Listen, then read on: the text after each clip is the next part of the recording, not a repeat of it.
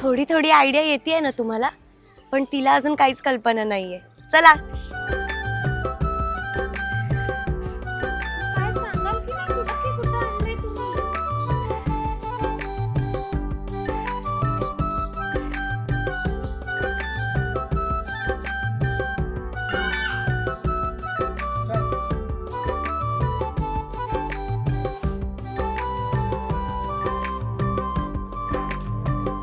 महाराज की जय. जय भवानी जय जय भवानी, जय शिवराय, जय भवानी, जय शिवराय.